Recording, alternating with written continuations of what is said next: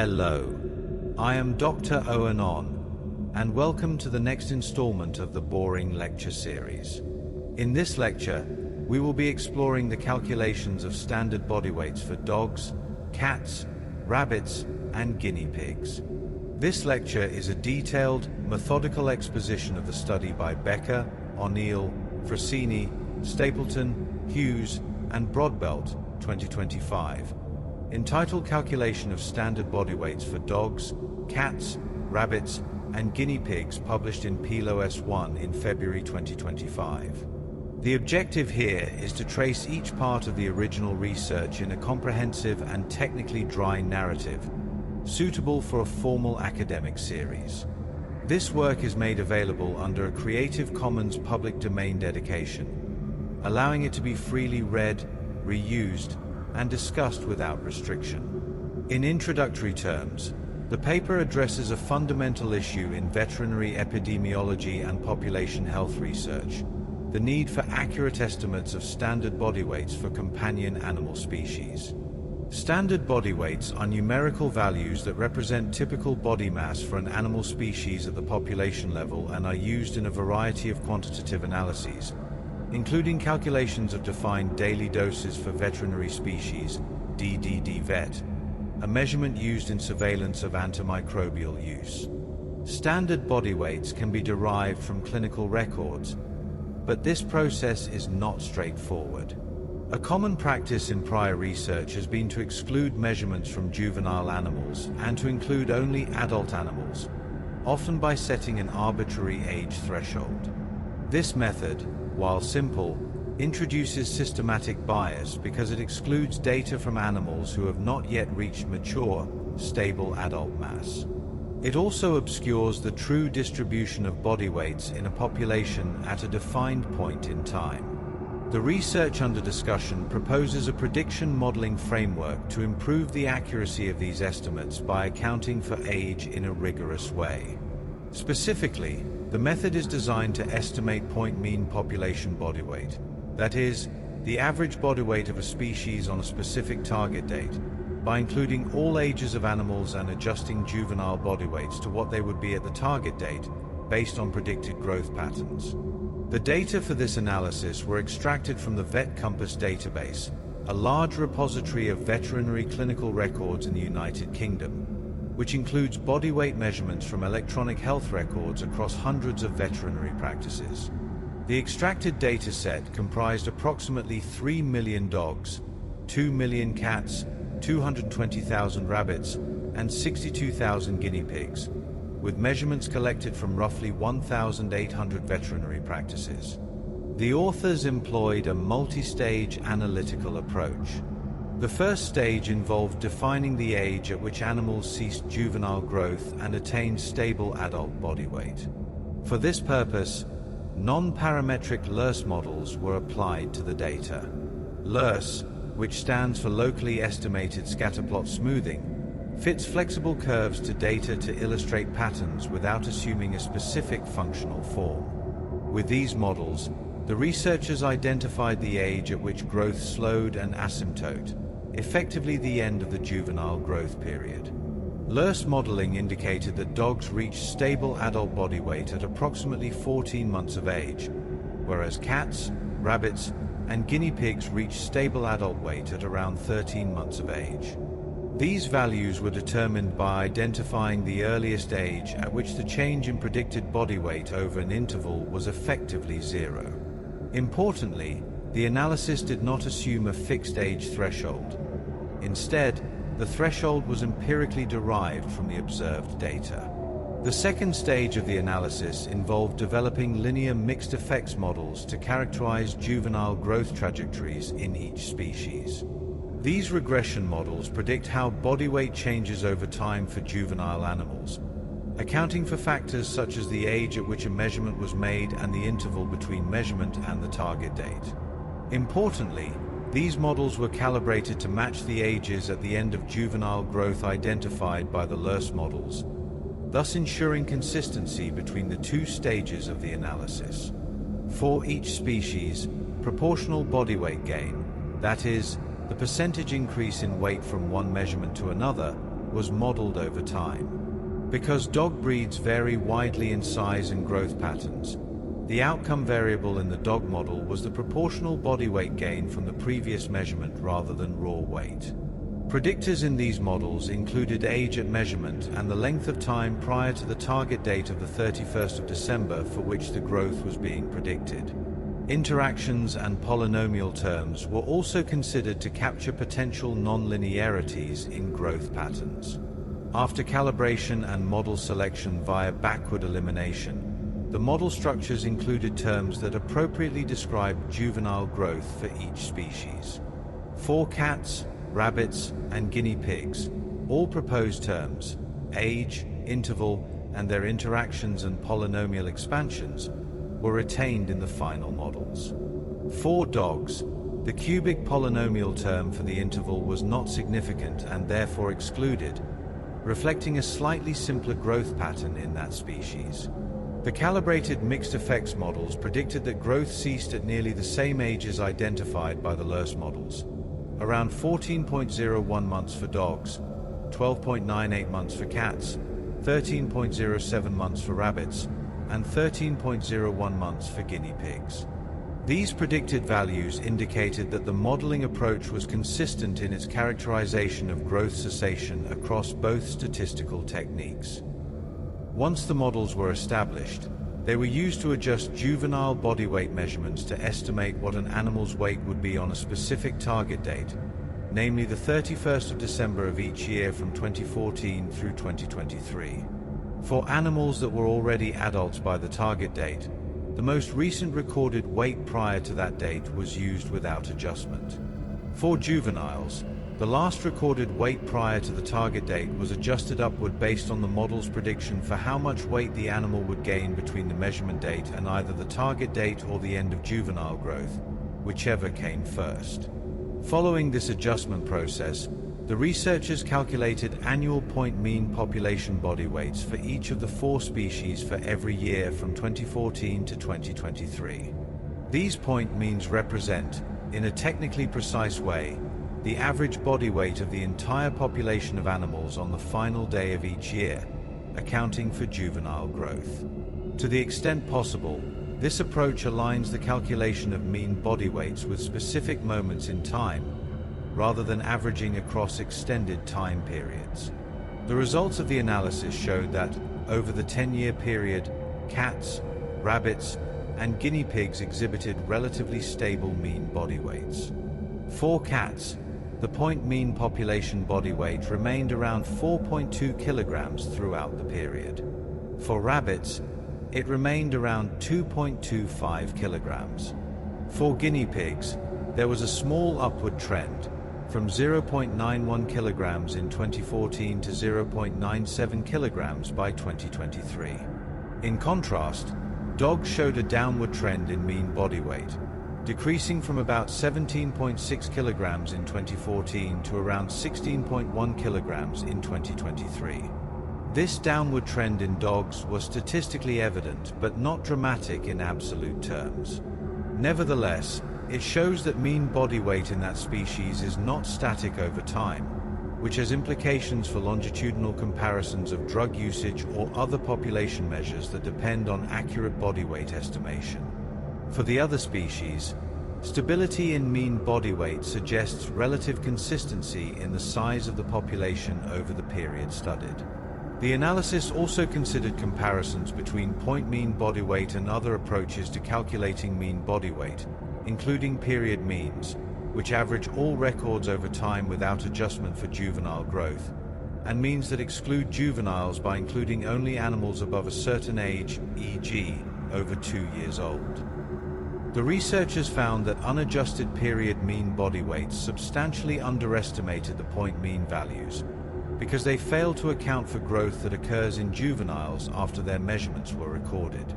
Conversely, methods that exclude juveniles entirely tended to overestimate point means, because they remove lighter animals from the sample.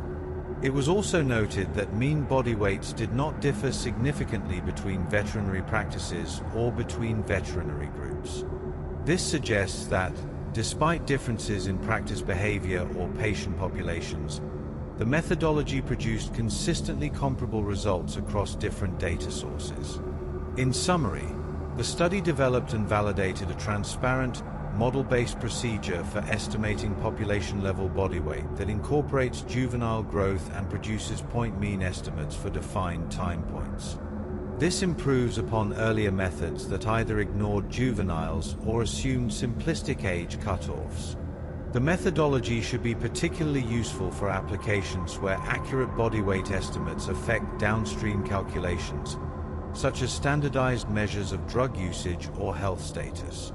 In the results section of the study, Becker and colleagues reported detailed findings from the large database of veterinary clinical records that formed the analytical foundation of their work. The dataset used to estimate the end of the juvenile growth period consisted of body weight measurements from 2,908,075 dogs, 1,996,695 cats, 219,416 rabbits, and 62,219 guinea pigs. These data were drawn from between 1,292 and 1,798 unique veterinary practices, depending on the species, and covered a wide range of body weights. The median body weight values in the dataset for dogs were approximately 12.0 kilograms, with an interquartile range from 7.1 to 22.1 kilograms.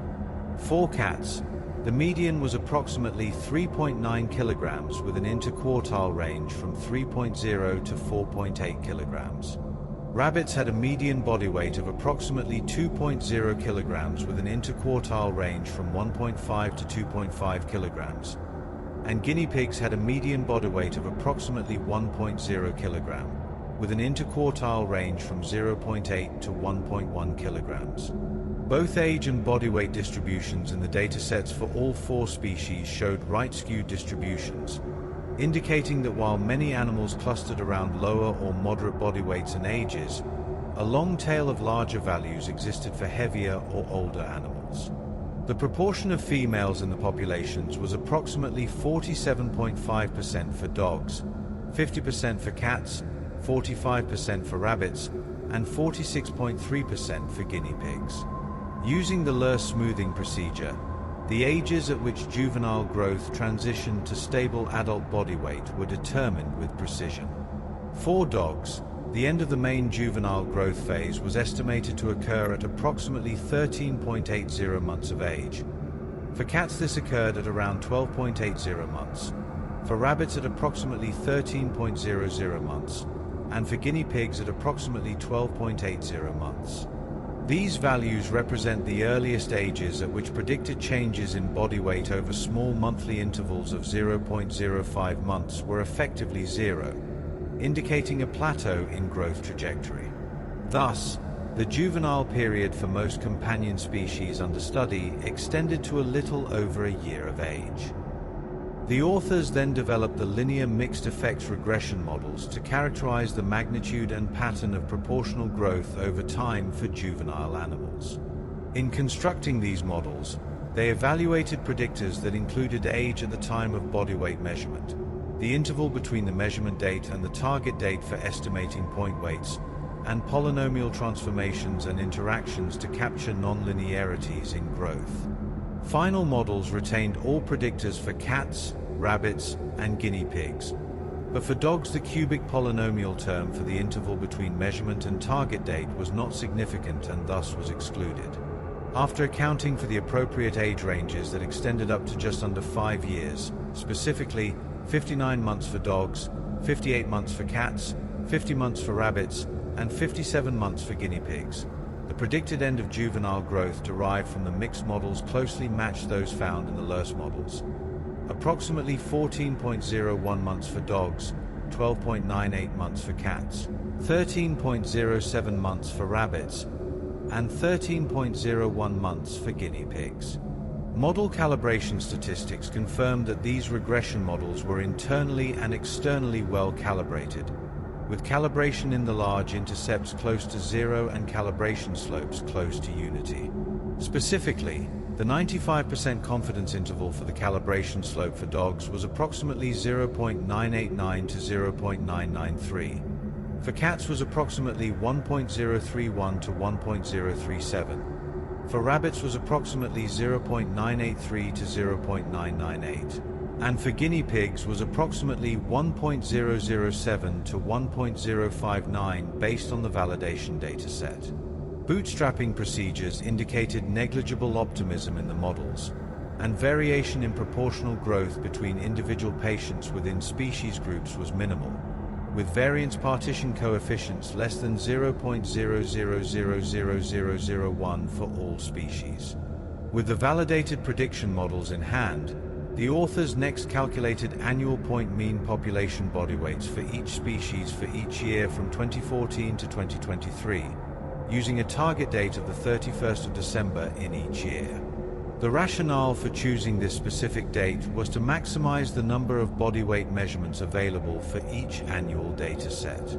In these calculations, juvenile animals had their last recorded body weight prior to the target date adjusted upward to reflect predicted growth until either the target date or the previously identified end of juvenile growth period, whichever came first.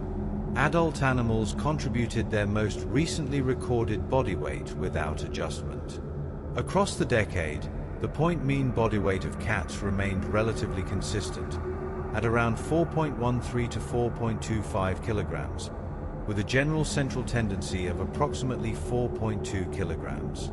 The point mean body weight of rabbits was also stable, ranging from about 2.24 to 2.30 kilograms, with a central tendency close to 2.25 kilograms. For guinea pigs, the point mean body weight showed a modest upward trend over time, rising from approximately 0.91 kilograms in 2014 to around 0.97 kilograms in 2023. Dogs exhibited a downward trend in point mean body weight over the decade, decreasing from approximately 17.60 kilograms in 2014 to about 16.14 kilograms in 2023. Importantly, statistical tests indicated no significant differences in mean population body weight for any species between different individual practices or veterinary groups. In comparing these point mean estimates to alternative common methods of summarizing body weights from clinical records, the authors found that period mean body weights, calculated by averaging all recorded body weights without adjustment for juvenile growth, consistently underestimated point mean population body weights. Conversely, methods that excluded juveniles entirely, such as restricting the sample to animals over 2 years of age, tended to overestimate the point mean body weight. These findings illustrate the systematic biases introduced by both exclusion of juvenile data and unadjusted use of all available measurements without accounting for growth. Turning to the discussion section, Becker et al. Emphasize the importance of accurate estimation of point mean population body weights for applications that rely on robust demographic and epidemiological measures. They reiterated that the methodology presented allows for the inclusion of the full age distribution of the companion animal population, including juveniles, and, by adjusting for juvenile growth, provides a more precise representation of body weight at a specific point in time. Without such adjustment, estimates of body weight could be biased low when using period means or biased high when excluding younger animals from calculation. One of the primary applications highlighted by the authors was the calculation of defined daily doses for veterinary species, DDD vet, per animal. The DDD vet metric aims to standardize measures of drug use, particularly antimicrobials, across species and time by accounting for differences in dosages and body weights. In human medicine, the defined daily dose, DDD, for adults typically assumes a standard adult body weight of 70 kilograms, and this assumption is applied uniformly even when age distributions vary. By analogy, veterinary DDD vet calculations require accurate species-specific body weight estimates across all ages to ensure comparability in surveillance of drug usage and antimicrobial stewardship efforts. In veterinary practice, prior guidelines, such as those used in European Commission recommendations, have often assumed standard body weight values of 20 kilograms for dogs and 5 kilograms for cats, without explicitly describing the derivation of these values or accounting for age distributions. United Kingdom guidelines reportedly suggested values of approximately 18.60 kilograms for dogs and 4.43 kilograms for cats. These figures, calculated from adult animals only, do not account for the body weights of juveniles and therefore may not reflect true population level averages applicable across all age groups. The point mean body weights derived in the present study, approximately 16.1 to 17.6 kilograms for dogs and around 4.2 kilograms for cats, were substantially lower than these previously assumed standard values. The implication is that use of unadjusted standards could lead to understated measures of antimicrobial use when expressed on a per-animal basis, because the denominator of population body weight would be inflated relative to the actual risk population. In discussing the generalizability of their findings, the authors noted that body weights derived from veterinary practice records are representative of the population of animals under primary veterinary care in the United Kingdom. However, this may not capture pets not registered with veterinary practices or animals in other countries with different demographic structures. In the UK context, the sample from which standard body weights were derived represented approximately 19.98% of all owned dogs, 10.54% of all owned cats, and 9.05% of all owned rabbits, based on estimates of pet ownership in 2023. As such, while the derived body weights are likely to be valid for analyses relating to veterinary practice populations, such as DDD vet per animal, insurance premium estimation, or surveillance of health trends, they may not necessarily generalize perfectly to the entire companion animal population outside of veterinary care. The authors also compared their estimates of juvenile growth duration to existing research. They observed that the juvenile growth period for rabbits and guinea pigs identified in their study, around 13 months, was substantially longer than estimates from laboratory-based investigations, where cessation of growth had been reported at approximately 9 to 10 months in rabbits and around 8 months in guinea pigs. This discrepancy likely reflects differences in environmental conditions and genetic diversity between laboratory populations and privately owned companion animals receiving veterinary care. Finally, Becker et al. Discussed limitations of their approach. Although the regression models demonstrated excellent calibration, the methodology did not explicitly consider potential variation in the frequency of prescribing between different juvenile age bands.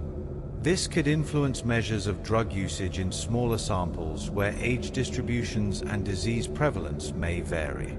Additionally, while the models aim to capture population-level patterns, variation between breeds, particularly in dogs that exhibit extensive phenotypic diversity, was not directly incorporated. The standard body weights are intended for population-level measures, and the sample sizes were sufficiently large to ensure representative distributions of sex, age, and breed.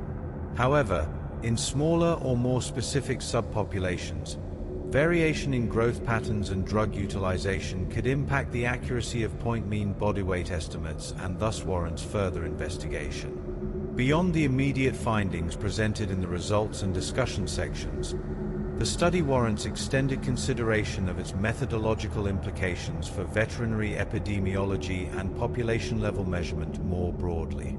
At its core, the approach described by Becker and colleagues represents a shift away from static, assumption-based estimations of animal body weight toward a dynamic, model-informed framework that explicitly incorporates age-related biological processes. This shift is of particular importance in settings where longitudinal comparability and cross-species standardization are required. Historically, the use of standard body weights in veterinary medicine has often relied on convention rather than empirical derivation.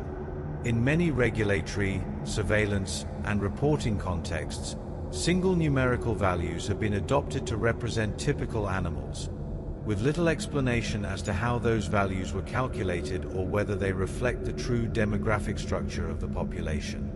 For example, The long-standing assumption of a 20-kilogram standard dog or a 5-kilogram standard cat persists in some regulatory guidance documents despite substantial variation in breed composition, age distribution, and ownership practices. The present study demonstrates that when large-scale, routinely collected clinical data are analyzed with appropriate statistical techniques, these conventional values may not accurately represent the population at risk. One of the principal methodological strengths of the study lies in its explicit treatment of juvenile animals. Juveniles represent a substantial proportion of the companion animal population at any given time, particularly in species with relatively high turnover rates and regular breeding cycles. Excluding these animals from analyses, as has been common practice in some previous studies, results in systematic distortion of population estimates. By contrast, including juveniles without accounting for future growth leads to underestimation of body weight at defined time points. The modeling framework employed by Becker et al. Resolves this dilemma by retaining juvenile data while adjusting body weights forward to a common temporal reference. The choice of a point-in-time approach, rather than a period-based average, is particularly noteworthy. Period means aggregate all measurements recorded over a span of time, implicitly assuming that each measurement is equally representative of the population at a single moment. This assumption is rarely valid in practice, especially in populations where growth, aging, and turnover occur continuously. By anchoring estimates to a specific calendar date and adjusting measurements accordingly, the authors ensure that the resulting body weight estimates correspond to a clearly defined population snapshot. This temporal specificity enhances interpretability and comparability, especially in longitudinal surveillance contexts. The use of Lur's smoothing to identify the cessation of juvenile growth represents a pragmatic and data-driven solution to the problem of defining adulthood. Rather than imposing an arbitrary age threshold, the authors allow the data themselves to indicate when growth stabilizes. The finding that growth cessation occurs at approximately 13 to 14 months across all 4 species may initially appear counterintuitive, particularly for smaller mammals such as guinea pigs, which are often assumed to mature more rapidly. However, the data suggest that in real-world companion animal populations, growth trajectories may extend longer than those observed under controlled laboratory conditions. This highlights the importance of studying animals in their actual living environments when deriving population-level parameters. The close agreement between the Lur's-derived estimates of growth cessation and those predicted by the mixed effects regression models provides internal validation of the analytical approach. When 2 independent modeling strategies converge on similar estimates, confidence in the robustness of the findings is increased. The reported ages of approximately 14.01 months for dogs, 12.98 months for cats, 13.07 months for rabbits, and 13.01 months for guinea pigs indicate that the concept of a 1-year juvenile period is broadly applicable across these species, at least within the UK veterinary care population. The mixed effects modeling approach itself merits extended discussion. By modeling proportional weight gain rather than absolute weight gain, particularly in dogs, the authors effectively normalize growth across a species characterized by extreme size variation.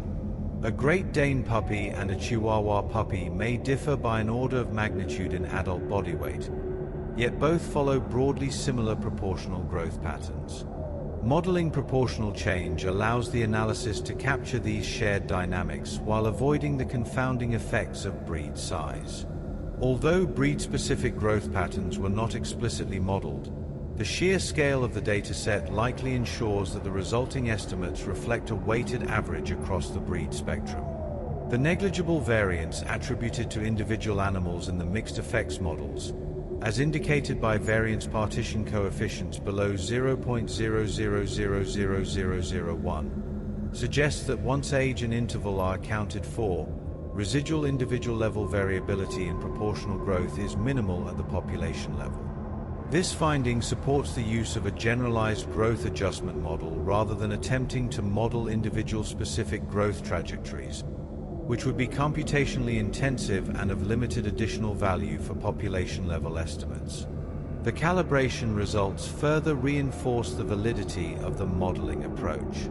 Calibration slopes close to 1 and intercepts close to 0 indicate that predicted growth closely matches observed growth across the range of values.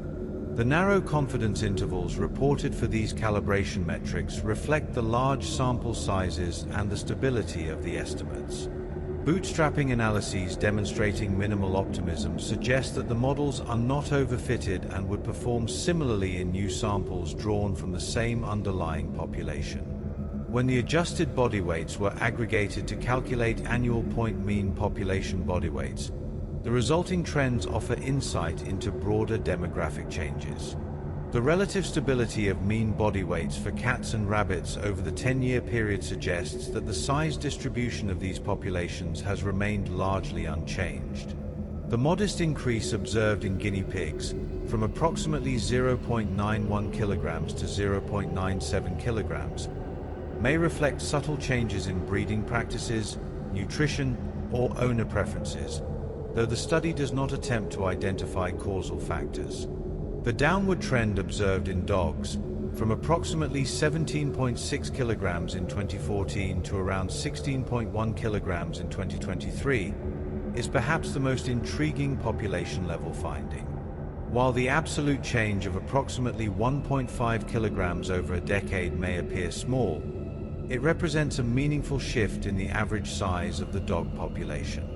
This trend could plausibly be driven by increasing popularity of smaller breeds, changes in crossbreeding practices, or differential survival and longevity patterns across size categories. Regardless of the underlying cause, the finding underscores the importance of updating standard body weight estimates periodically rather than assuming temporal stability. The comparison between point mean body weights and alternative summary measures highlights the practical consequences of methodological choice. Period means, by averaging all recorded weights regardless of age or timing, were consistently lower than point means, reflecting the influence of unadjusted juvenile measurements. Age-restricted means, by excluding younger animals, were higher than point means, reflecting the exclusion of lighter individuals. These biases are not merely theoretical. They directly affect downstream calculations such as drug usage metrics, insurance risk assessments, and population health indicators. In the context of antimicrobial usage surveillance, the implications are particularly significant. Defined daily dose metrics rely on accurate denominators to ensure that changes over time or differences between populations reflect true differences in prescribing behavior rather than artifacts of measurement. If standard body weights are overestimated, antimicrobial use per animal will appear artificially low, potentially masking excessive use. Conversely, underestimation of body weights could exaggerate apparent usage.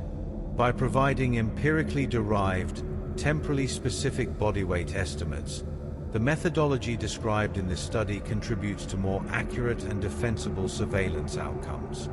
The author's discussion of representativeness appropriately acknowledges the limits of the data. Although the VetCompass database is large and diverse, it includes only animals that are registered with veterinary practices. Animals that never receive veterinary care, or that receive care outside the primary practice system, are not represented. However, for many applications, particularly those related to veterinary prescribing, the population of interest is precisely the population under veterinary care. In this sense, the derived body weights are fit for purpose. The reported coverage of approximately 20% of the UK dog population, 10% of the cat population, and smaller proportions of rabbits and guinea pigs indicate substantial but incomplete penetration. Nevertheless, given the random nature of veterinary attendance across much of the pet-owning population, and the inclusion of nearly 1,800 practices, systematic bias is likely limited. The absence of significant differences in mean body weights between practices or practice groups further supports the representativeness of the sample.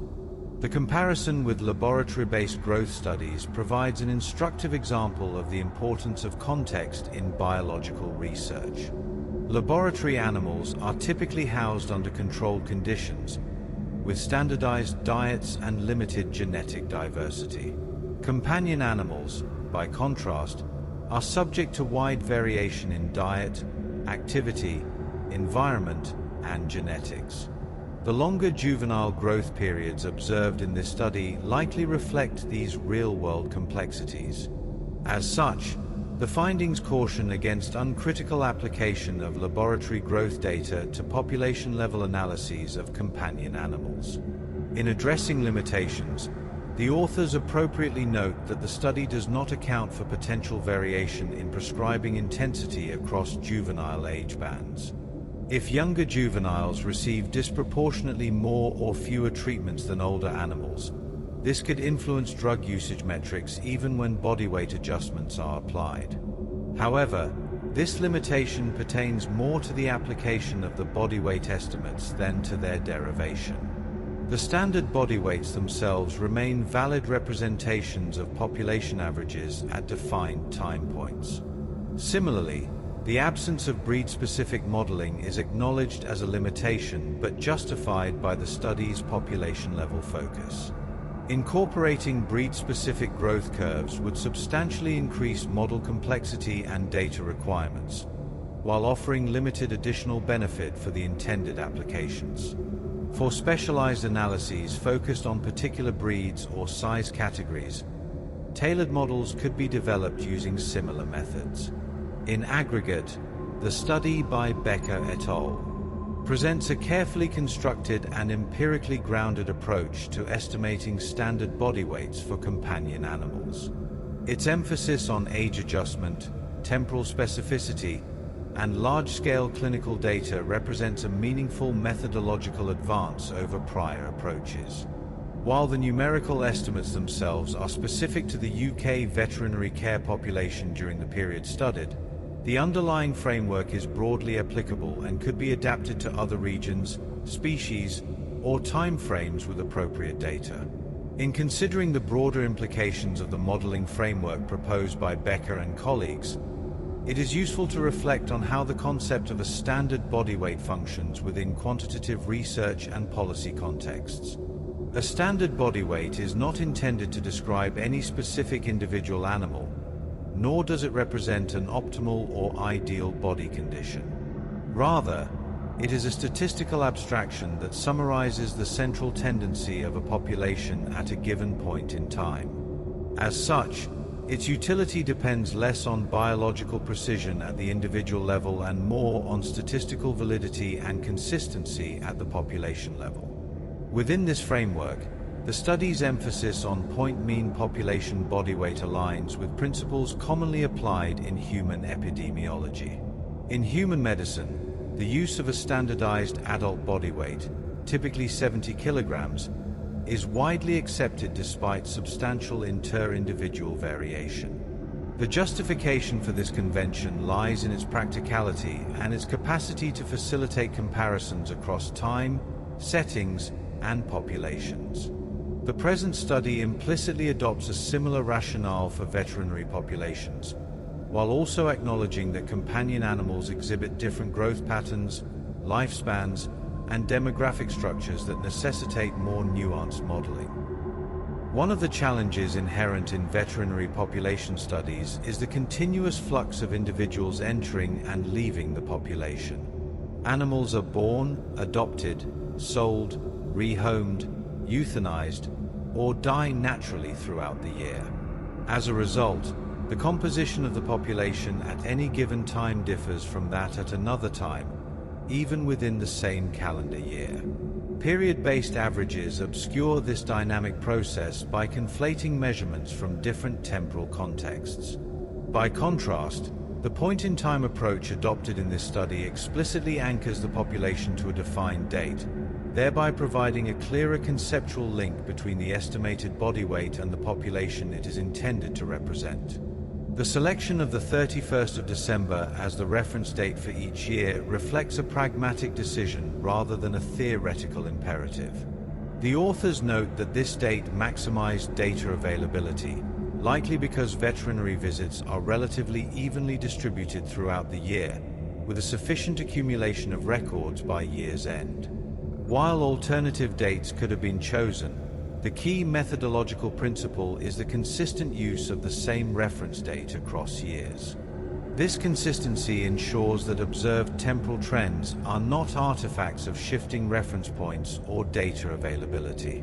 The adjustment of juvenile body weights to the reference date involves an implicit assumption that growth proceeds in a predictable manner up to the cessation point identified by the models. While individual animals may experience deviations due to illness, nutrition, or environmental factors, the use of large sample sizes mitigates the influence of such idiosyncratic variation. At the population level, these deviations are expected to average out, leaving the underlying growth trajectory intact. This assumption is fundamental to many population-level models and is supported here by the strong calibration and validation results reported. An additional consideration relates to the frequency and timing of body weight measurements in veterinary practice. Body weight is not measured continuously. Rather, it is recorded opportunistically during veterinary visits, which may be prompted by illness, routine preventive care, or administrative requirements. As a result, the distribution of measurement ages is uneven, with clustering at certain life stages such as early puppy or kitten visits and annual health checks. The modeling approach implicitly accommodates this irregularity by using the most recent measurement prior to the reference date and adjusting it as needed. This strategy avoids the need for imputation of missing measurements and leverages the available data efficiently. The author's decision to limit the modeling of juvenile growth to animals under 5 years of age reflects an effort to balance inclusivity with biological plausibility. While growth typically ceases well before this age, including slightly older animals in the modeling process may help stabilize estimates near the transition point between juvenile and adult status. At the same time, excluding substantially older animals prevents the introduction of noise related to weight changes in later life, such as age-related weight loss or gain due to chronic disease. The reported median and interquartile ranges for body weight across species provide additional context for interpreting the point mean estimates. For dogs, a median body weight of approximately 12 kilograms and an interquartile range extending up to over 22 kilograms indicate a highly heterogeneous population. In such a context, any single summary statistic necessarily obscures substantial variation. Nonetheless, the mean remains a useful descriptor for aggregate calculations, provided its limitations are acknowledged. For cats, rabbits, and guinea pigs, the narrower interquartile ranges suggest more homogeneous populations, which may partly explain the observed stability in mean body weights over time. The lack of significant differences in mean body weight between veterinary practices or practice groups is an important finding that warrants further consideration. Veterinary practices may differ in clientele demographics, geographic location, and clinical focus. Despite these potential sources of variation, the absence of detectable differences suggests that the population-level body weight distribution is relatively consistent across the UK veterinary care system. This homogeneity enhances confidence in the general applicability of the derived standard body weights within this context. From a policy perspective, the study's findings support the periodic reassessment of standard body weights used in regulatory and surveillance frameworks. As demonstrated by the downward trend in mean dog body weight over the study period, population characteristics are not static. Failure to update standard values may result in growing discrepancies between assumed and actual population parameters. In turn, such discrepancies can undermine the validity of longitudinal analyses and policy evaluations. The study also illustrates the value of routinely collected clinical data for population-level research. Electronic health records, when aggregated and analyzed appropriately, offer a rich source of information on real-world populations.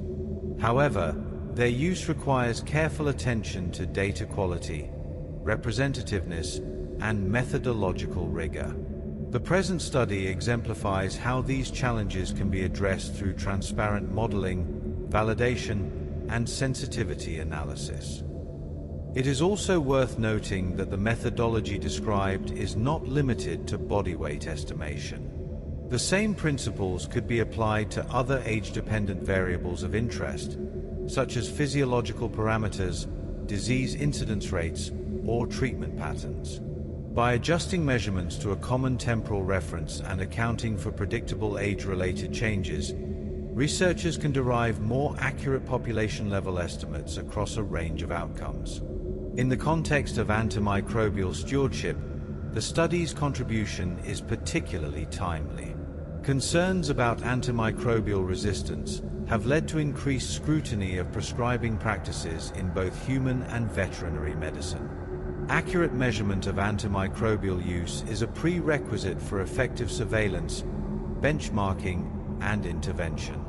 By improving the accuracy of the denominator in antimicrobial usage calculations, the methodology presented here enhances the interpretability of these metrics and supports evidence-based decision-making. The author's acknowledgement of limitations reflects an appropriate degree of caution. While the models perform well at the population level, they are not intended for individual-level prediction or clinical decision-making. Similarly, the derived standard body weights should not be interpreted as recommended or healthy weights for individual animals.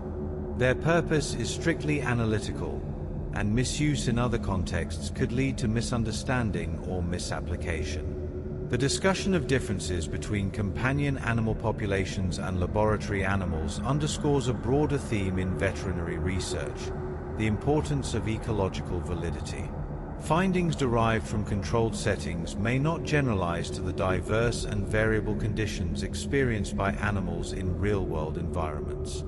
Large-scale observational studies, despite their inherent limitations, provide valuable complementary insights that are directly relevant to policy and practice.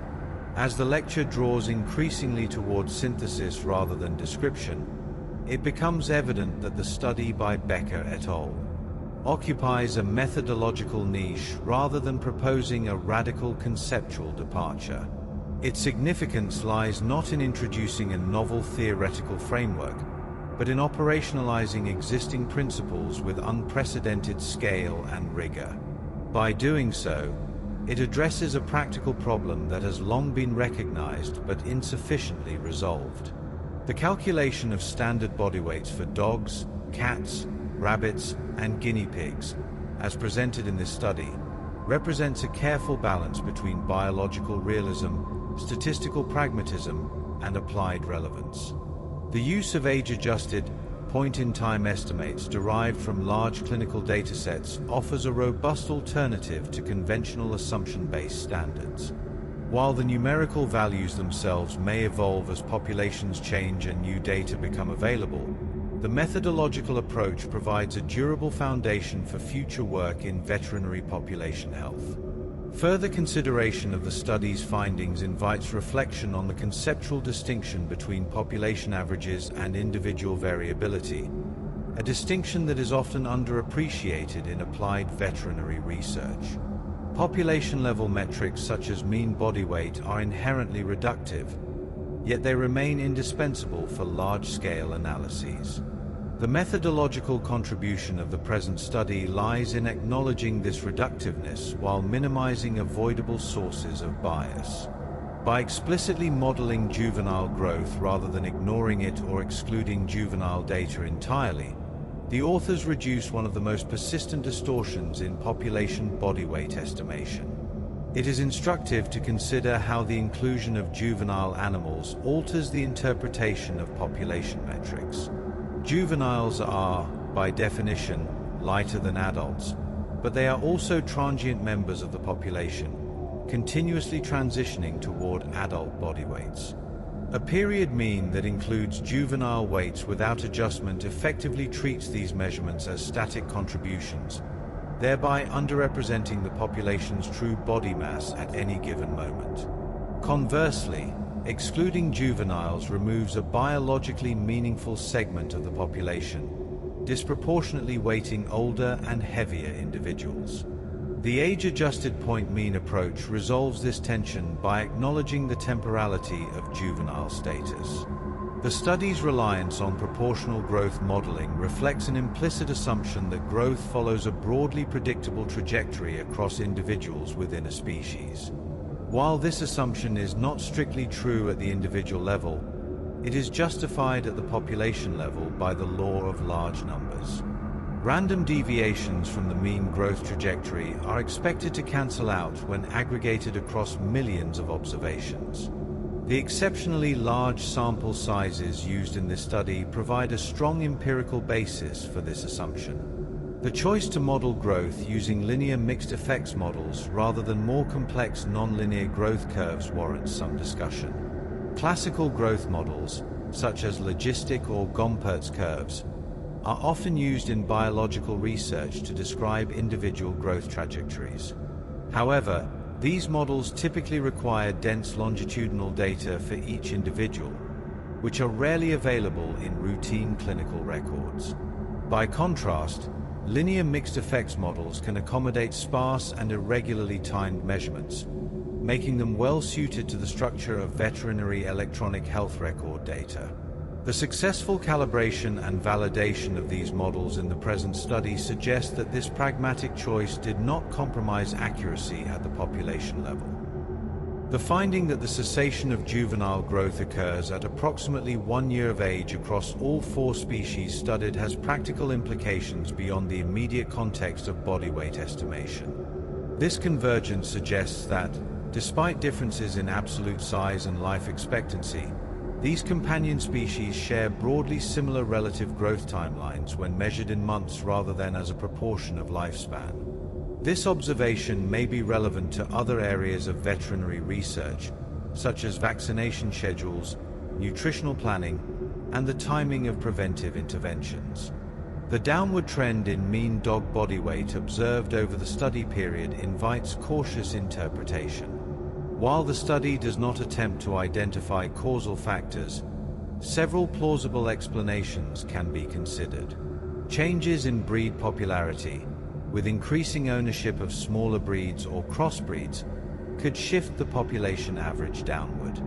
Alternatively, improvements in obesity awareness and management might lead to reductions in excess body weight among dogs attending veterinary practices. It is also possible that demographic changes, such as differential survival rates between large and small dogs, contribute to the observed trend. Regardless of the underlying causes, the trend underscores the importance of empirically monitoring population parameters rather than assuming stability. The stability observed in cats, rabbits, and guinea pigs suggests that these populations have not undergone comparable shifts in size distribution over the same period. However, the modest increase in guinea pig body weight, though small in absolute terms, may reflect subtle changes in husbandry practices or selective breeding. Given the relatively small size of guinea pigs, even minor absolute changes represent a non-trivial proportion of total body weight. This highlights the sensitivity of population metrics to small absolute shifts in smaller species. From a methodological standpoint, the study demonstrates the feasibility of deriving species-specific standard body weights from routine clinical data without imposing arbitrary thresholds or exclusions. This approach contrasts with earlier methods that often relied on expert opinion or limited data sets. The transparency of the modeling process, including the explicit reporting of calibration metrics and confidence intervals, enhances reproducibility and credibility. The author's emphasis on transparency is particularly relevant in regulatory contexts, where standard values may influence policy decisions. When standard body weights are used in official guidance or surveillance reports, it is important that their derivation can be scrutinized and updated as new data become available. The framework described in this study lends itself to periodic recalculation, allowing standard body weights to evolve alongside the populations they represent. It is also worth considering the implications of this work for international comparisons. Companion animal populations vary widely between countries in terms of breed composition, ownership practices, and access to veterinary care. Applying standard body weights derived from one country to another without adjustment could introduce systematic bias. However, the methodological framework presented here could be readily adapted to other settings, provided comparable clinical data are available. In this sense, the study offers a template rather than a universally applicable set of numerical values. The discussion of representativeness raises broader questions about the nature of veterinary populations. Animals under veterinary care may differ systematically from those that are not, particularly in terms of health status and owner engagement. However, for many applications, including antimicrobial usage surveillance, the population of interest is precisely the population receiving veterinary care. In this context, representativeness should be assessed relative to the target population rather than the entire owned animal population. The study's limitations regarding breed-specific variation merit further reflection. While breed was not explicitly modeled, the large sample size likely ensures that the distribution of breeds in the dataset approximates that of the broader veterinary care population. Nevertheless, if certain breeds are overrepresented or underrepresented in the dataset, this could influence mean body weight estimates. Future studies could explore stratified analyses by breed group or size category to assess the robustness of the findings across subpopulations. Another potential extension of this work involves temporal resolution. While annual point means provide a useful overview of trends, shorter intervals could reveal seasonal patterns in body weight or population composition. For example, breeding cycles and seasonal fluctuations in veterinary attendance might influence the age distribution of the population at different times of year. The methodology described here could, in principle, be applied to quarterly or monthly reference dates, although this would require sufficient data density to maintain statistical stability. The study also implicitly raises questions about the relationship between body weight and body condition. Body weight alone does not distinguish between lean mass and adiposity, nor does it capture changes in body composition. While body condition scoring is sometimes recorded in veterinary records, it is less consistently documented than body weight. As electronic health records become more standardized, future research could potentially integrate body condition data with body weight to derive more nuanced population metrics. In evaluating the overall contribution of the study, it becomes clear that its significance lies in methodological refinement rather than conceptual innovation. The idea that age matters in body weight estimation is not new, but the systematic incorporation of age adjustment into population-level standard body weight calculation represents a meaningful advance. By demonstrating that such adjustment is both feasible and consequential, the study sets a new benchmark for best practice in this area. The cumulative effect of the detailed exposition is to underscore the importance of methodological rigor in seemingly straightforward calculations. Body weight may appear to be a simple variable, but its aggregation across populations and time introduces complexity that cannot be ignored without consequence. The study by Becker et al. Serves as a reminder that careful attention to data structure, biological processes, and statistical modeling is essential even for foundational metrics. At a broader level, the study contributes to an incremental but important refinement in how companion animal populations are conceptualized within quantitative frameworks. Rather than treating populations as static aggregates characterized by fixed attributes, the approach implicitly frames them as temporally structured entities whose defining characteristics depend on the timing of observation. This perspective aligns with developments in demographic and epidemiological modeling more generally, where time-dependent covariates and dynamic population structures are increasingly recognized as essential to accurate measurement. The use of a fixed reference date to define the population snapshot introduces a degree of conceptual clarity that is often absent in applied veterinary analyses. By anchoring all estimates to a specific calendar moment, the study avoids ambiguity regarding which animals are being represented and under what conditions. This clarity is particularly valuable in contexts where comparisons are made across years, as it ensures that observed differences reflect genuine population change rather than shifts in measurement windows or data availability. In this sense, the derived standard body weights can be interpreted as attributes of a population state rather than intrinsic properties of a species. A standard body weight, as defined here, is contingent on geography, time, and the structure of veterinary engagement. This contingency does not undermine the usefulness of the metric. Rather, it situates it appropriately within a defined analytical scope. The recognition that standard values are context-dependent represents a mature approach to population measurement, one that prioritizes validity over simplicity. The implications of this framing extend to how standard body weights are used in downstream analyses. When incorporated into calculations of drug usage, resource allocation, or risk assessment, these values function as scaling factors that translate individual-level actions into population-level metrics. The accuracy of these translations depends directly on the degree to which the scaling factors reflect the population as it actually exists at the time of interest. By improving this alignment, the study enhances the interpretability of a wide range of applied measures without altering their fundamental structure. The synthesis of findings across species further suggests that the methodological framework is robust to differences in biology, husbandry, and clinical interaction. Despite substantial variation in size, lifespan, and care practices among dogs, cats, rabbits, and guinea pigs, the same general approach proved applicable in each case.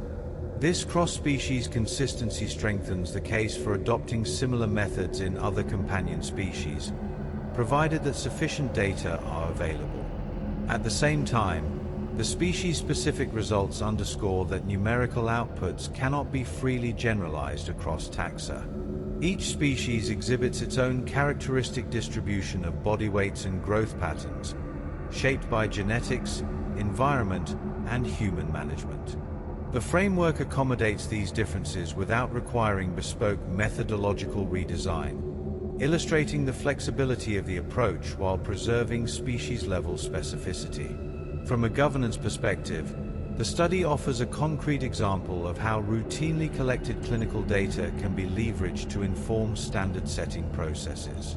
Rather than relying on expert consensus or historical precedent, regulatory bodies and professional organizations could adopt similar data-driven approaches to periodically revise standard parameters. Such revisions would not necessarily imply frequent changes, but would ensure that standards remain empirically grounded and responsive to long-term trends. The gradual downward shift in mean dog body weight observed over the study period illustrates the potential consequences of failing to update standard values. Even modest changes, when accumulated over time, can lead to increasing divergence between assumed and actual population characteristics. In contexts where these assumptions underpin policy evaluation or international reporting, such divergence may introduce systematic error that is difficult to detect without explicit reanalysis. The study also implicitly highlights the importance of scale in population health research. Many of the methodological choices made by the authors, including the reliance on proportional growth and the exclusion of breed-specific effects, are justified by the scale of the dataset and the population-level focus of the analysis. At smaller scales, or for more targeted questions, different modeling choices might be appropriate. The framework is therefore best understood as one component of a broader methodological toolkit, rather than as a universal solution. In terms of future directions, The synthesis of this work suggests several avenues for incremental extension rather than radical innovation. One such avenue involves the temporal updating of standard body weights as new data become available. Given the computational feasibility of the modeling approach, recalculation at regular intervals would be straightforward and would allow standard values to track population changes over time. Another potential extension lies in stratification by demographic or contextual variables, such as sex, neuter status, or geographic region. While the present study focuses on overall population means, stratified analyses could provide additional resolution where needed, particularly for applications that target specific subpopulations. Importantly, such stratification would not require abandoning the core methodological principles established here. The study's reliance on electronic health records also points to the growing role of informatics infrastructure in veterinary research. As data collection becomes more standardized and comprehensive, opportunities for refined population-level analysis will continue to expand. The present work can be seen as an early exemplar of how these opportunities can be realized in practice, translating large volumes of routine data into analytically meaningful outputs. In synthesizing the contribution of Becker et al. 2025, it becomes apparent that the study occupies a space between methodological refinement and applied utility. It does not seek to redefine fundamental concepts or challenge established theoretical paradigms. Instead, it addresses a specific and practical problem with a level of rigor that elevates a routine calculation into a carefully justified analytical procedure. This incrementalism is characteristic of much applied epidemiological work and is essential to the gradual improvement of measurement standards. The value of such work is often understated, precisely because it does not produce dramatic or immediately visible changes. Yet the cumulative effect of improved measurement practices can be substantial, particularly in areas such as surveillance and policy evaluation, where small biases can propagate through complex systems.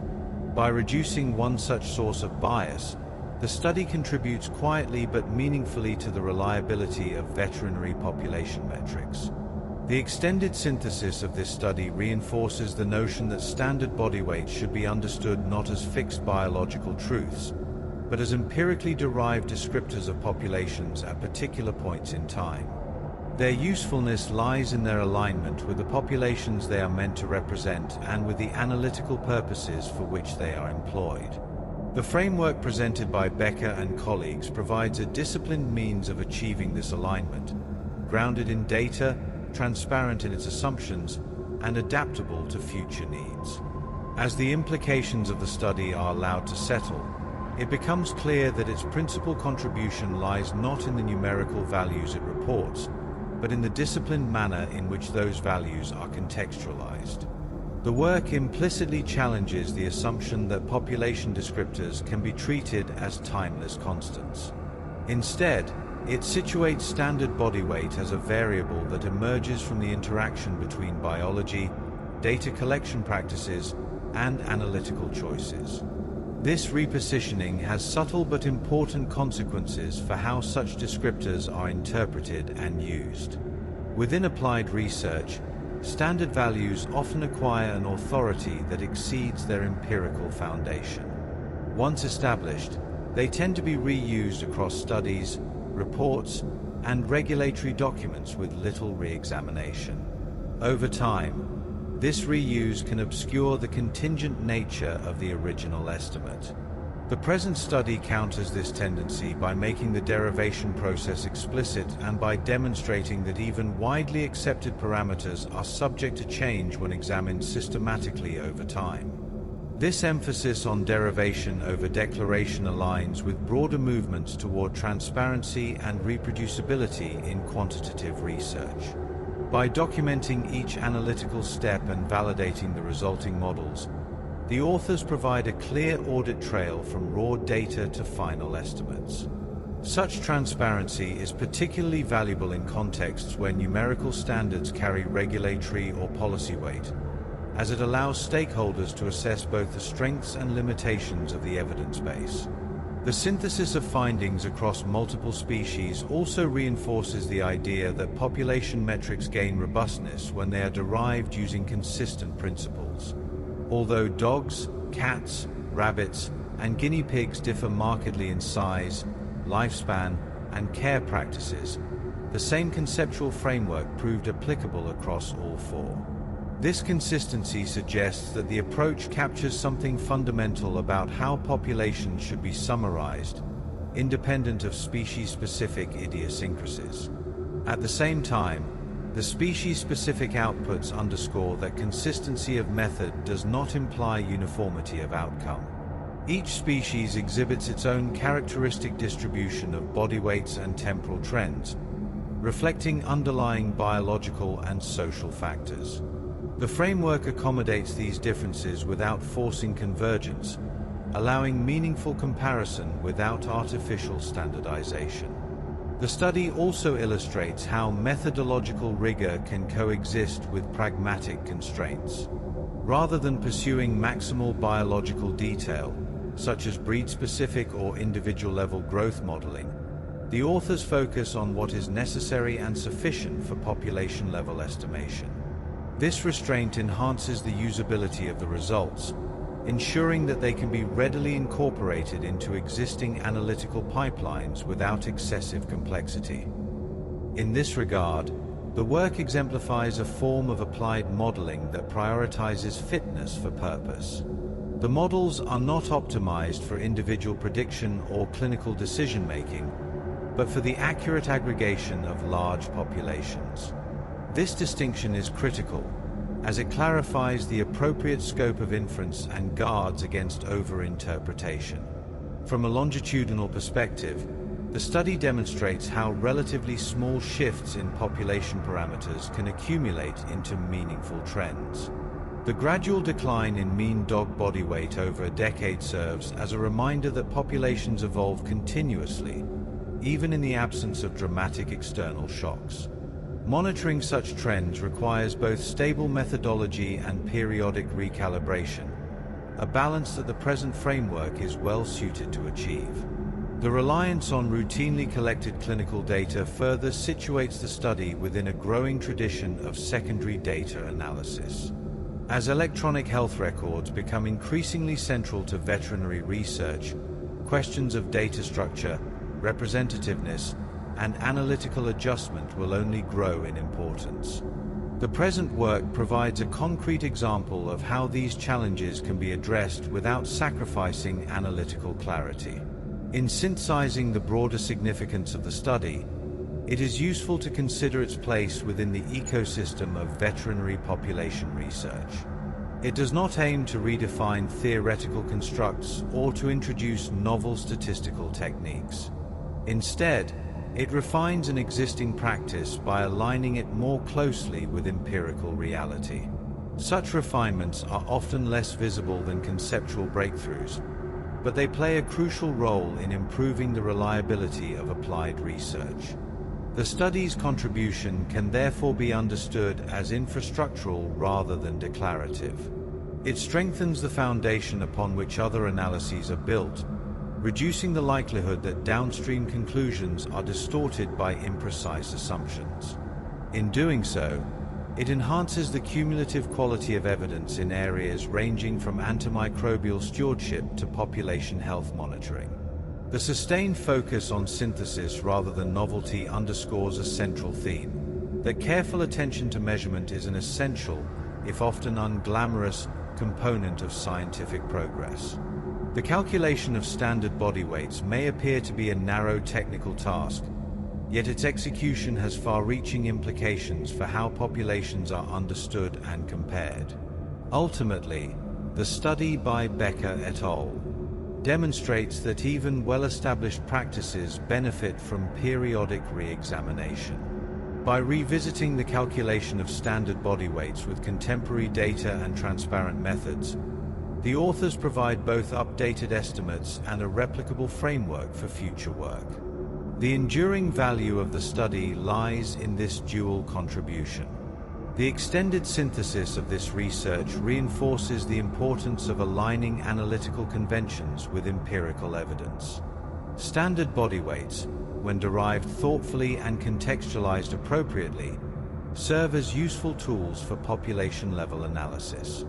When treated as fixed or unquestionable, they risk becoming sources of hidden bias. The framework presented in this study offers a disciplined means of avoiding that outcome, contributing incrementally but meaningfully to the integrity of veterinary population research. The continued elaboration of methodological nuances in the Becker et al.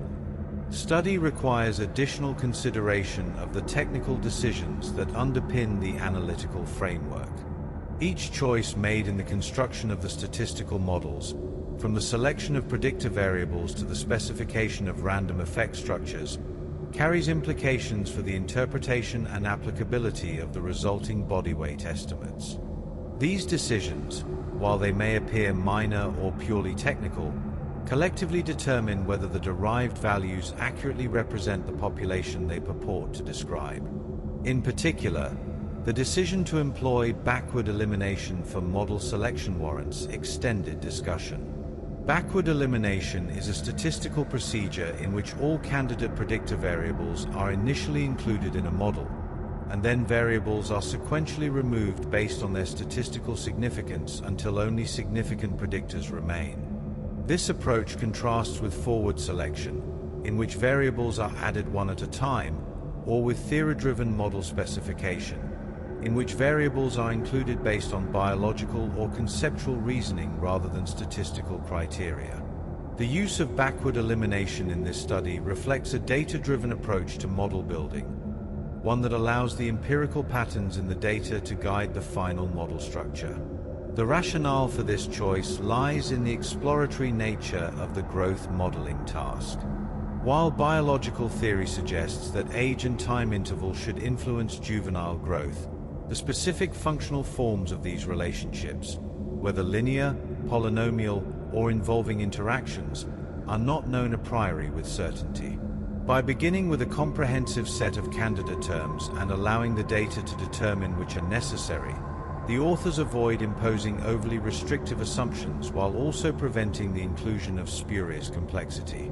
The retention of all proposed terms for cats, rabbits, and guinea pigs, contrasted with the exclusion of the cubic interval term for dogs, suggests that the data contains sufficient information to discriminate between necessary and unnecessary model components. However, it must be acknowledged that backward elimination is not without limitations. The procedure is sensitive to the order in which variables are removed and to the significance threshold used to determine retention. Different thresholds or removal sequences could potentially yield different final models, particularly in datasets with high collinearity among predictors.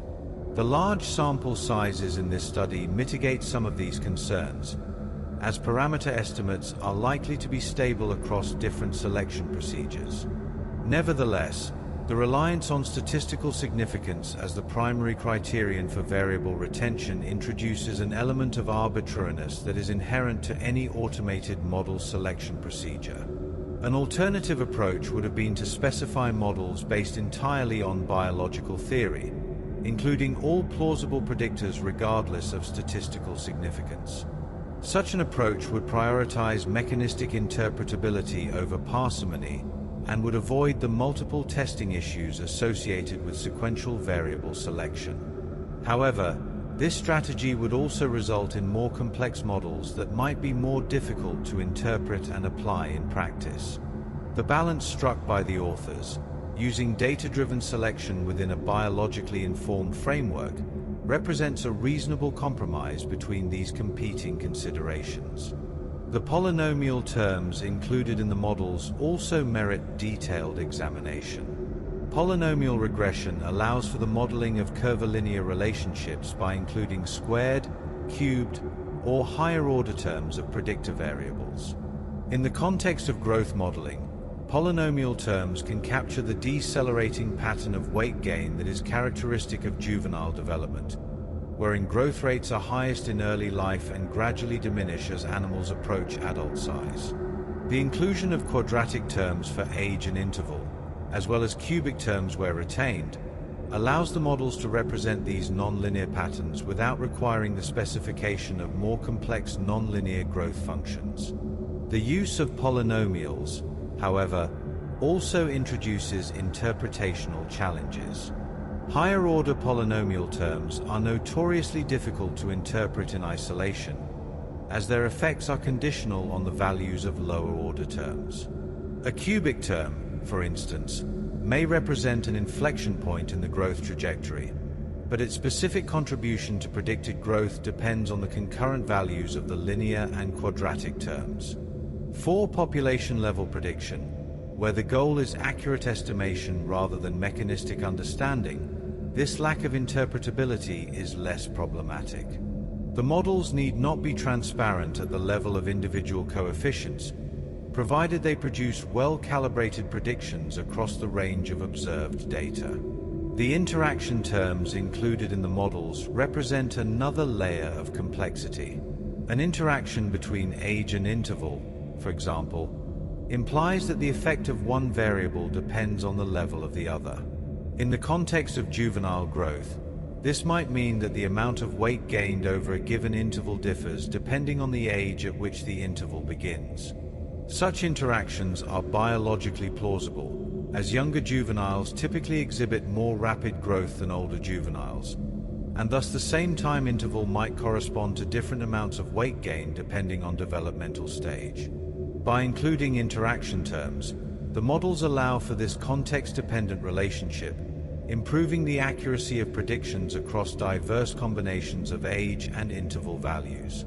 The specification of random effects in the mixed effects models also deserves careful consideration. Mixed effects models partition variance into fixed effects, which represent population-level average relationships, and random effects, which represent individual-level deviations from those averages. In the present study, random effects were included to account for the fact that multiple measurements from the same animal are not independent. An animal that is heavier than average at one time point is likely to remain heavier than average at subsequent time points. By explicitly modeling this within animal correlation, the mixed effect structure ensures that standard errors and confidence intervals are correctly calculated, avoiding the artificially narrow intervals that would result from treating all measurements as independent. The reported variance partition coefficients for the random effects, which were less than 0.00000001 for all species, indicate that once age and interval are accounted for, there is virtually no residual variation attributable to individual animals. This finding is somewhat surprising, as it suggests that proportional growth patterns are remarkably consistent across individuals within each species. One possible explanation is that the large number of predictors included in the models, particularly the polynomial and interaction terms, captures most of the systematic variation in growth, leaving little unexplained variance to be attributed to individual differences. Alternatively, it may be that individual-level variation in growth, while present, is small relative to the overall range of values and is therefore statistically negligible at the population level. This finding has practical implications for the application of the models. It suggests that population-level growth adjustments can be applied uniformly across all individuals without substantial loss of accuracy. In other words, the same adjustment formula can be used for a small terrier puppy and a large retriever puppy, provided their ages and intervals are known, because the proportional growth patterns are sufficiently similar. This uniformity simplifies the implementation of the methodology and reduces the data requirements for applying the models in new contexts. The calibration procedures used to validate the models represent a critical component of the analytical framework. Calibration refers to the degree to which predicted values match observed values across the range of data. A well-calibrated model produces predictions that are neither systematically too high nor too low, and that correctly reflect the distribution of observed outcomes. The calibration in the large statistic assesses whether predictions are unbiased on average, while the calibration slope assesses whether the relationship between predictions and observations is linear with a slope of 1. The reported calibration statistics for all 4 species, intercepts near 0 and slopes near 1, indicate that the models are well calibrated and that predictions can be trusted across the range of observed ages and intervals. The use of bootstrapping to assess optimism is another important validation step. Optimism refers to the tendency of models to perform better on the data used to fit them than on new, independent data. This occurs because model parameters are chosen to minimize prediction error in the training data, and thus the model may inadvertently capture idiosyncratic features of that data set that do not generalize to other samples. Bootstrapping addresses this issue by repeatedly resampling the data with replacement, fitting the model to each bootstrap sample, and comparing performance between the bootstrap samples and the full data set. The negligible optimism reported in this study indicates that the models are not overfitted and that their performance is likely to generalize to new data drawn from the same population. The temporal stability of the models is another consideration. The models were developed using data spanning a 10-year period from 2014 to 2023, during which the characteristics of the companion animal population may have changed. For instance, shifts in breed popularity, changes in husbandry practices, or improvements in veterinary care could all influence growth patterns. If these changes were substantial, a single set of models might not accurately represent growth across the entire period. However, the lack of significant differences in mean body weights between practices or practice groups, as well as the relative stability of mean body weights over time for most species, suggests that growth patterns have remained reasonably consistent. Nevertheless, periodic recalibration of the models using more recent data would be prudent to ensure continued accuracy as populations evolve. The question of external validity, whether the models generalize beyond the UK vet compass population, is more difficult to address. Companion animal populations differ between countries in terms of breed composition, genetics, diet, and environmental conditions. A model developed using UK data might not accurately predict growth in populations where these factors differ substantially. For example, dogs in countries where larger breeds are more popular might exhibit different average growth patterns than those observed in the UK. Similarly, differences in nutrition or climate could influence growth rates in rabbits or guinea pigs. The framework described in this study could be applied to other populations with appropriate data, but the specific model parameters would likely need to be re-estimated rather than directly transferred. The choice of the 31st of December as the reference date for calculating annual point mean body weights reflects a practical compromise between data availability and temporal specificity. The end of the calendar year provides a natural temporal anchor that aligns with annual reporting cycles used in many surveillance and regulatory contexts. However, it is worth noting that the choice of reference date is arbitrary from a biological standpoint. Animals do not experience discontinuities at year boundaries, and the population composition on the 31st of December differs only slightly from that on the 1st of January. The key methodological principle is consistency. As long as the same reference date is used across all years, temporal trends will be accurately captured regardless of which specific date is chosen. The handling of adult animals in the point mean calculations also warrants elaboration. For animals classified as adults, those beyond the empirically determined end of juvenile growth, the most recent recorded body weight prior to the reference date was used without adjustment. This approach rests on the assumption that adult body weights remain stable over time, at least over the intervals typically observed between measurements. While this assumption is generally reasonable for healthy adults in the prime of life, it may be less accurate for older animals experiencing age-related weight changes or for animals with chronic health conditions that affect body mass. In a large population, such deviations are expected to average out, but in smaller or more selected subpopulations, systematic patterns of weight change in adults could introduce bias. An alternative approach would be to model adult weight change explicitly, allowing for gradual increases or decreases in body weight beyond the end of juvenile growth. However, such an approach would substantially complicate the methodology without necessarily improving accuracy for the intended applications. Adult weight change is likely to be influenced by a complex array of factors including health status, neuter status, activity level, and owner behavior, many of which are not consistently recorded in veterinary records. In the absence of comprehensive data on these factors, attempting to model adult weight trajectories could introduce more error than it resolves. The decision to treat adult body weights as stable represents a pragmatic simplification that prioritizes feasibility over exhaustiveness. The aggregation of individual body weight estimates into population level point means involves additional considerations.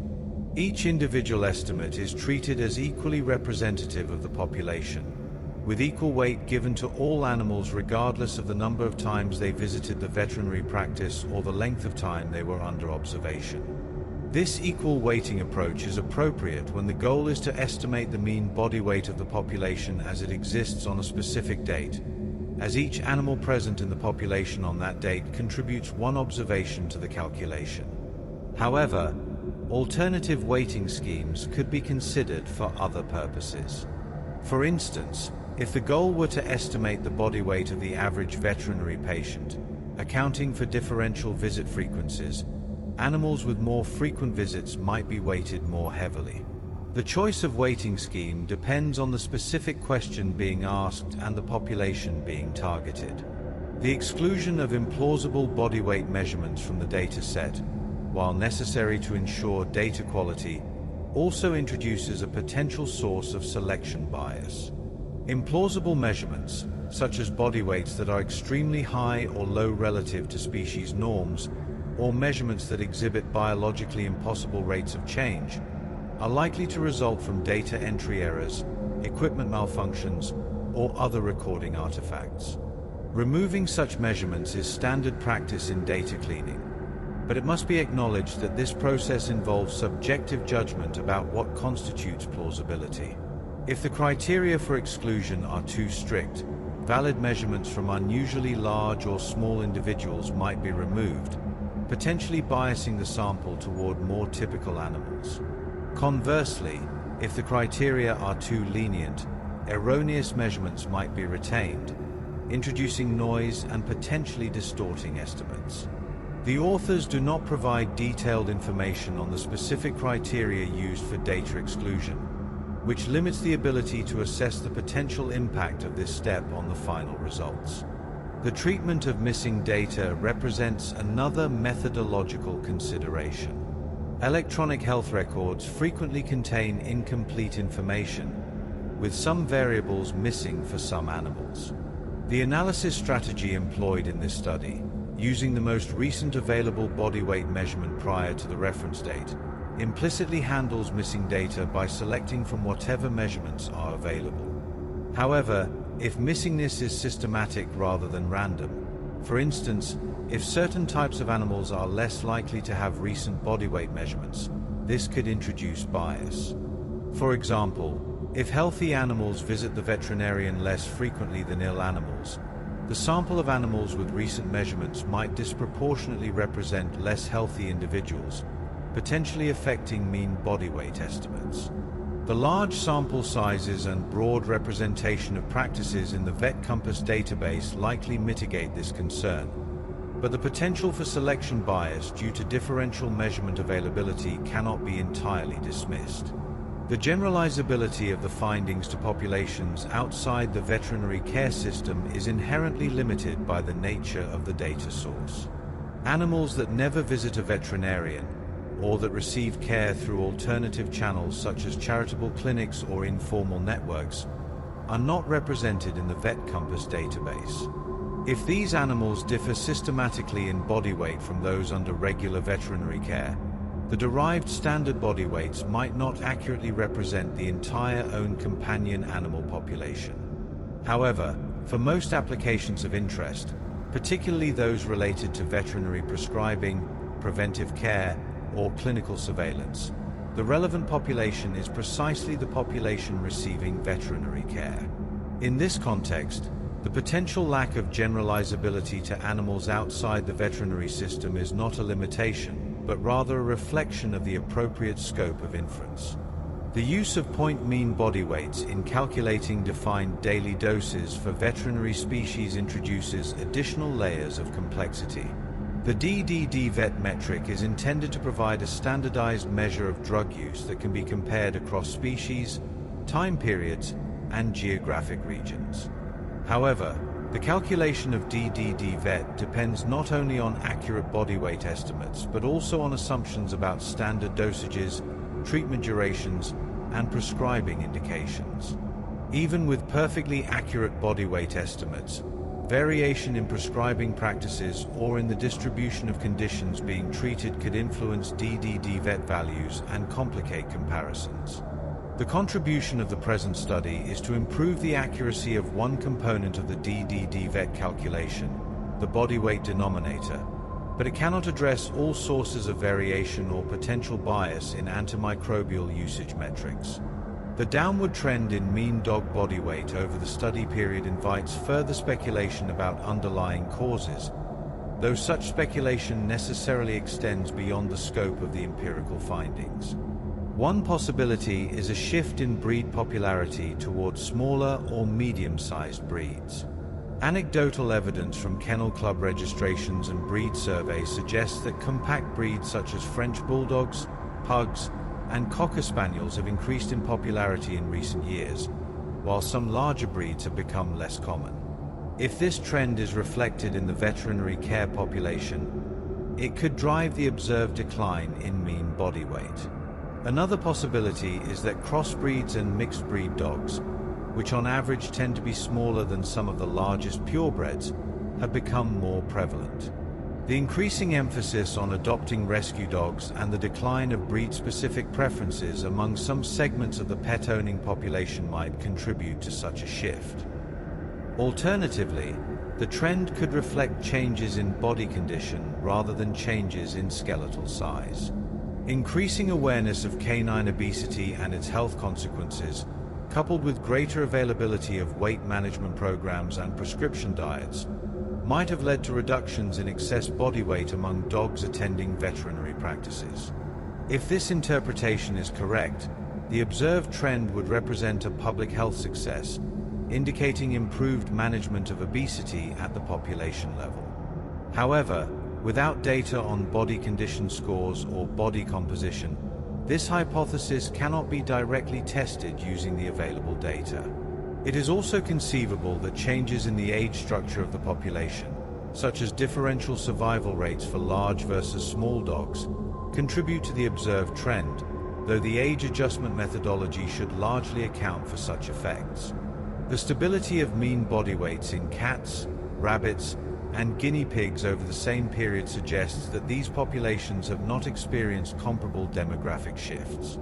For cats, this stability may reflect the relatively consistent popularity of domestic shorthairs and other common types, with less dramatic fluctuations in breed trends compared to dogs. The smaller absolute size range among cat breeds compared to dog breeds may also contribute to stability, as shifts in breed popularity would have less impact on overall mean body weight when the range of possible values is narrower. For rabbits and guinea pigs, the stability might reflect relatively static husbandry practices and breed preferences, with these species experiencing less dramatic changes in ownership patterns over the study period compared to dogs. The modest upward trend in guinea pig body weight, while statistically minor, could plausibly be attributed to gradual changes in husbandry recommendations or commercial availability of larger breeds. Guinea pig care guides increasingly emphasize the importance of adequate space, social housing, and enriched environments, all of which could potentially influence growth and adult size. Similarly, shifts in the availability of specific breeds or strains in the pet trade could alter the size distribution of the population. The relatively small size of the guinea pig dataset compared to dogs and cats means that confidence intervals around the trend estimates are wider, and caution is warranted in interpreting small changes as definitive evidence of population shifts. The absence of significant differences in mean body weights between veterinary practices or practice groups is a reassuring finding that supports the robustness of the estimates. Veterinary practices vary in their clientele, geographic location, fee structures, and clinical emphases. Despite these sources of heterogeneity, the consistency of mean body weights across practices suggests that the population-level distribution is relatively uniform, at least within the UK context. This uniformity might reflect the broad geographic distribution of the vet compass practices, which span urban, suburban, and rural areas across the country. It might also indicate that companion animal ownership patterns are relatively similar across different socio-economic and geographic strata, at least with respect to the size distribution of animals. This finding also has practical implications for the application of the derived standard body weights. If mean body weights had varied substantially between practices or regions, it would suggest that different standard values might be needed for different contexts. The observed homogeneity instead supports the use of national-level standards for applications within the UK, simplifying implementation and enhancing comparability across different veterinary settings. However, it should be noted that the analysis was conducted at the level of individual practices or practice groups, and it is possible that variation exists at finer geographic scales or among more specific subpopulations that was not detected in this analysis. The potential for temporal trends in body weight to affect the interpretation of longitudinal surveillance data cannot be overstated. Many surveillance systems for antimicrobial use, disease prevalence, or other health outcomes track metrics over time to identify emerging trends or evaluate the impact of interventions. If these systems rely on outdated standard body weights, the resulting metrics may contain artifactual trends that do not reflect true changes in prescribing or disease patterns. For instance, if mean dog body weight is declining but surveillance calculations continue to use a fixed standard value from a decade ago, apparent increases in antimicrobial use per animal might actually reflect the decreasing denominator rather than increasing prescribing intensity. Conversely, true increases in prescribing might be masked if the denominator is inflated relative to the current population. The availability of annually updated point mean body weights, as provided in this study, allows surveillance systems to adjust for temporal changes in population characteristics, improving the accuracy of trend detection. The methodological framework described in this study also has potential applications beyond body weight estimation. The general principle, adjusting time-varying measurements to a common reference point to enable population-level aggregation, could be applied to other physiological or clinical variables that change predictably with age. For instance, laboratory reference ranges for biochemical parameters, heart rate, respiratory rate, or blood pressure could be similarly adjusted to account for age-related changes, allowing for more accurate population-level summaries. The mixed effects modeling approach used here provides a flexible template that could be adapted to these other contexts, provided that sufficient longitudinal data are available to characterize age-related trajectories. The increasing availability of large-scale electronic health record databases in veterinary medicine opens new opportunities for population-level research, but it also presents methodological challenges related to data quality, representativeness, and analytical complexity.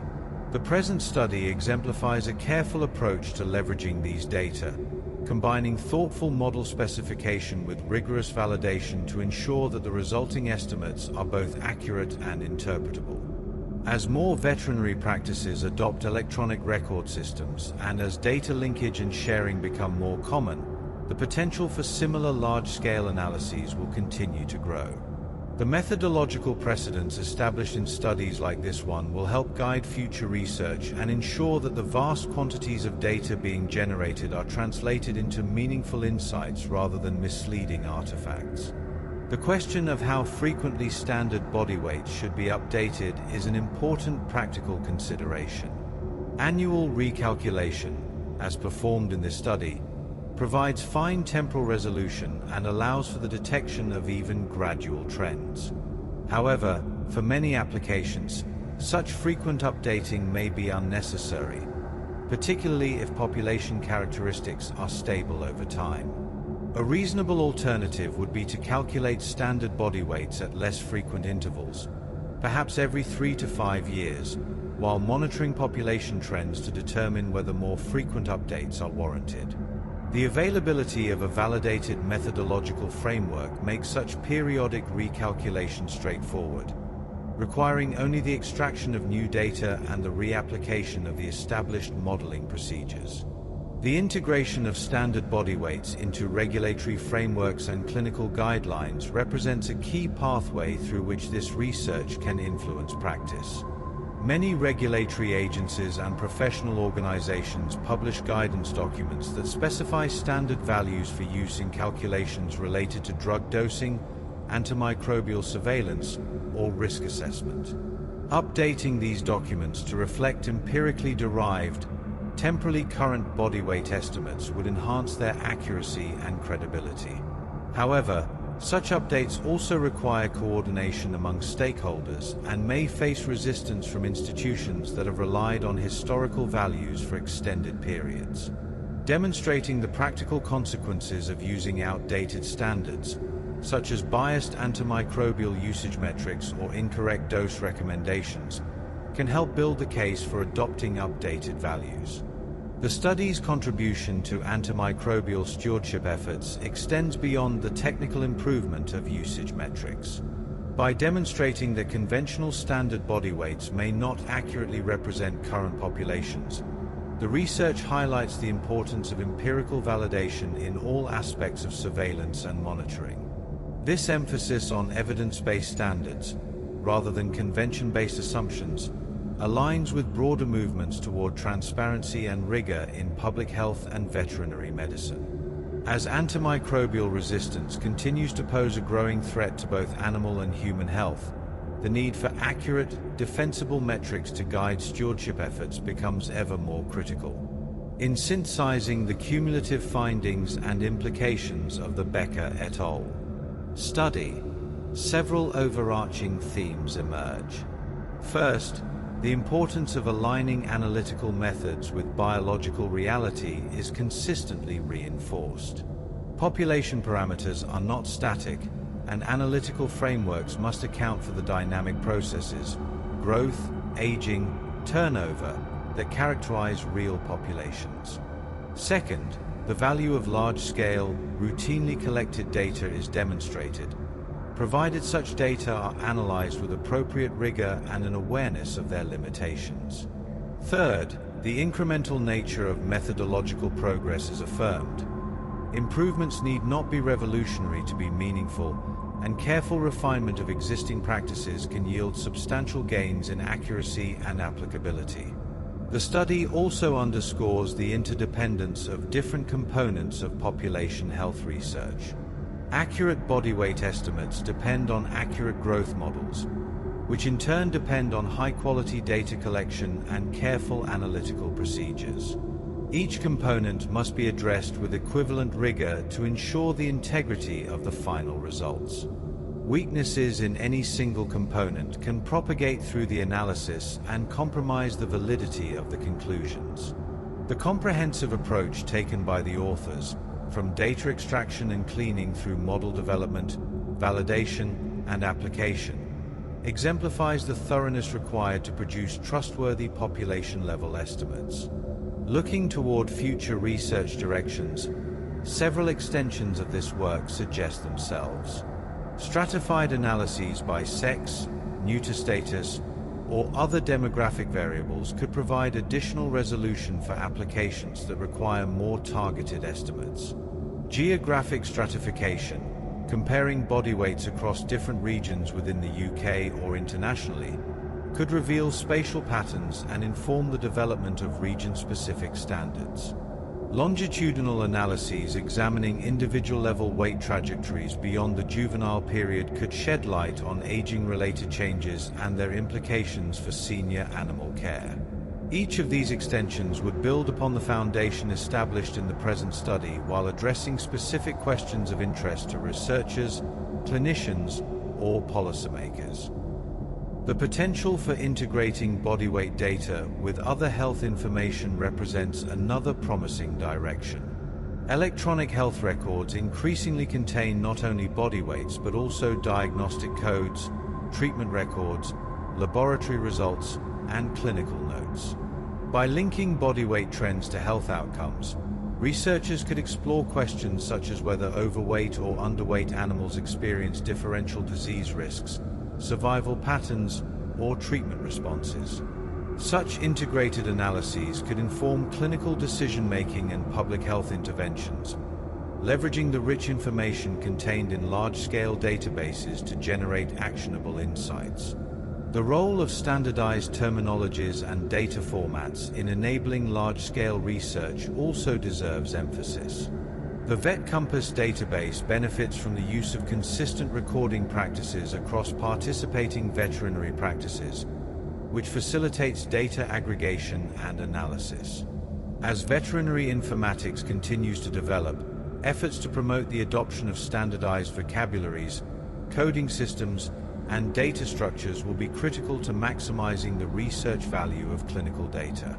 International collaborations to harmonize data standards could enable even larger-scale comparative studies, broadening the scope of questions that can be addressed through observational research. In conclusion to this section, the study by Becker et al. Represents a substantive contribution to the methodology of population-level body weight estimation in veterinary epidemiology. Its careful integration of biological knowledge, statistical rigor, and large-scale empirical data sets a benchmark for future work in this domain. While the specific numerical estimates provided are context-dependent and subject to revision as populations evolve, the analytical framework is robust and broadly applicable. The emphasis on transparency, validation, and temporal specificity enhances the credibility of the findings and provides a model for similar studies in other species, regions, or time periods. Ultimately, the value of this research lies not merely in the updated body weight estimates it provides, but in the demonstration that conventional assumptions can and should be subjected to empirical scrutiny, and that improvements in measurement accuracy, however incremental, contribute meaningfully to the broader enterprise of veterinary population health research. Thank you for your attention, or alternatively, your restful repose, during this session of the Boring Lecture Series. We hope this has been a useful resource for your studies or a supportive environment for your rest. This lecture was narrated by Dr. Owen On, an artificial voice for the Boring Lecture Series. Please see the description for further resources and the complete citation to the primary literature discussed throughout this presentation. If you found this level of detail sufficient, please consider subscribing for our weekly sessions. We will now fade to soothing bioacoustic sounds and ambient tones to allow for a period of quiet reflection or continued rest. Good night.